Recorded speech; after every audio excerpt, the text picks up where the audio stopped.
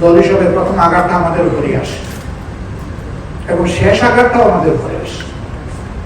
প্রথমে আমাদের নেতৃবৃন্দকে মিথ্যা মামলায় জড়িয়ে একটা ট্রাইব্যুনালে নিয়ে, যেটাকে আমরা বলি জুডিশিয়াল কিলিং, সেটা করা হয়েছে। ব্রিটেনের একটা কোর্ট, একটা অ্যাপেক্স কোর্ট, এই সংক্রান্ত একটা রায় দিয়ে বলেছে it was a genocide of the justice.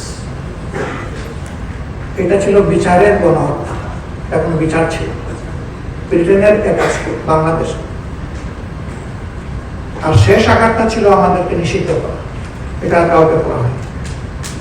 আমরা মুসলিম, আমরা আমাদের 11 জন নেতা হারিয়েছি, শীর্ষ নেতা, আল্লাহ তাদেরকে শহীদ হিসাবে কবুল করুন। অসংখ্য সাথী হারিয়েছি, আল্লাহ তাদেরকেও শহীদ হিসাবে কবুল করুন।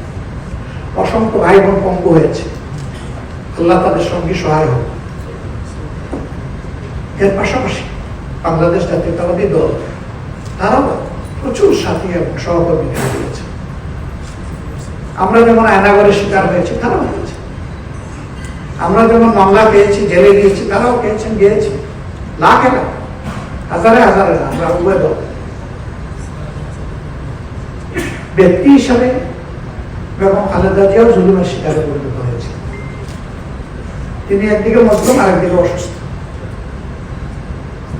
দেশ থেকে যাওয়ার আগে আমরা চিন্তা করেছিলাম একটু সাক্ষাৎ হবে, কিন্তু যে কোনো কারণেই হোক সেটি আমরা করতে পারি বা হয়ে ওঠে।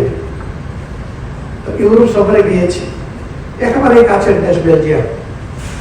আবার ইউকেতে আমাদের 2 জনের যাওয়ার দরকার ছিল। তাই ওনার চিকিৎসা পারপসে একটা বিশেষ জায়গা, যেটা বাংলাদেশে হচ্ছে না, তিনি ওখানে গিয়েছেন। আর আমার একজন পরিবারের সদস্য সেখানে থাকে, তাদেরকে গত সফরে আমি সময় দিতে পারিনি, এবার দিব বলে কথা দিয়েছিল, তাই গেলাম 2 দিনের জন্য। আমরা গিয়েছি প্রথমে ওনাকে দেখতে, যে কোনো কাজ শুরু করার আগে লন্ডনে ঢোকা। আলহামদুলিল্লাহ আমরা কৃতজ্ঞ যে তারা আমাদেরকে অতি ভালোবাসা এবং সম্মানের সাথে গ্রহণ করছে। আমাদের মূল উদ্দেশ্যই ছিল ওনাকে দেখা, কিন্তু যেহেতু তিনি অবস্থান করছেন তার বড় সন্তান দলের ভারপ্রাপ্ত চেয়ারম্যানের বাসায়, সেই কারণে তিনিও থাকবেন, এটি স্বাভাবিক।